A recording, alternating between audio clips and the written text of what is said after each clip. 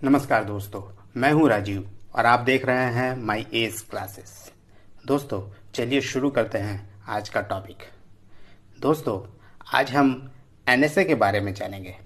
पिछले कुछ दिनों से एनएसए काफ़ी चर्चा में है। एनएसए अर्थात राष्ट्रीय सुरक्षा कानून, जिसे हम शॉर्ट में रासुका अर्थात एनएसए कहते हैं। पिछले कई दिनों में मध्य प्रदेश तथा उत्तर प्रदेश में तथा देश के अन्य हिस्सों में कई लोगों को गिरफ्तार किया गया, क्योंकि उन पर यह आरोप है कि कोरोना वायरस के संक्रमण के बीच उन्होंने कोरोना वॉरियर्स अर्थात मेडिकल स्टाफ तथा पुलिस कर्मियों पर हमला किया। यही कारण है कि उन लोगों को एनएसए के तहत गिरफ्तार किया गया है। आइए जानते हैं एनएसए क्या है, इसे कब लगाया जाता है तथा इसके तहत किस तरह की सजा का प्रावधान है। आइए पहले इसे संक्षेप में समझते हैं, फिर इसे विस्तार से भी समझेंगे। दोस्तों, नेशनल सिक्योरिटी एक्ट 1980 के नाम से इसे जाना जाता है। यह कानून इंदिरा गांधी के शासनकाल में 23 सितंबर 1980 को बनाया गया था। यह एक निवारक निरोध कानून है अर्थात प्रिवेंटिव डिटेंशन लॉ है और यह देश की सुरक्षा के लिए इसके लागू किया जाता है। इसका अधिकार केंद्र सरकार व राज्य सरकार के पास है। अगर किसी व्यक्ति को गिरफ्तार किया जाता है तो उसे मिनिमम 10 दिनों तक तथा अधिकतम 12 महीने तक कैद में व गिरफ्तारी में रखा जा सकता है। राष्ट्रीय सुरक्षा कानून के अंतर्गत किसी भी गिरफ्तार व्यक्ति को वकील से परामर्श व विधिक सहायता का अधिकार प्राप्त नहीं है, परंतु सलाहकार बोर्ड के समक्ष अपील का अधिकार है। आइए अब इसे विस्तार से समझते हैं।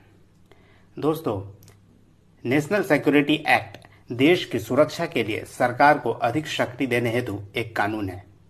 राष्ट्रीय सुरक्षा कानून अर्थात एनएसए 23 सितंबर 1980 को इंदिरा गांधी सरकार के दौरान अस्तित्व में आया।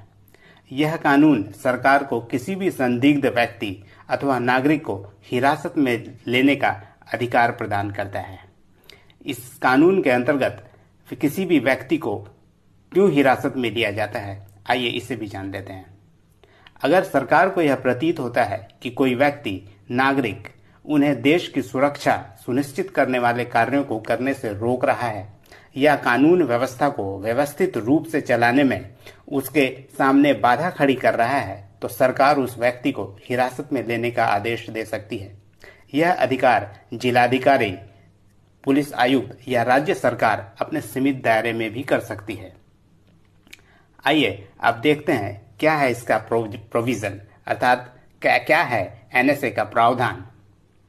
यदि कोई व्यक्ति भारत की सुरक्षा को नुकसान पहुंचाने का प्रयास करता है या विदेशी रिश्तों को नुकसान पहुंचाता है, सार्वजनिक व्यवस्था के रखरखाव या आपूर्ति को बाधित करता है अथवा ड्यूटी पर तैनात किसी सरकारी कर्मचारी पर हमला करता है, तो इसके आधार पर यह कानून केंद्र व राज्य सरकारों को व्यक्ति को गिरफ्तार करने का शक्ति प्रदान करता है।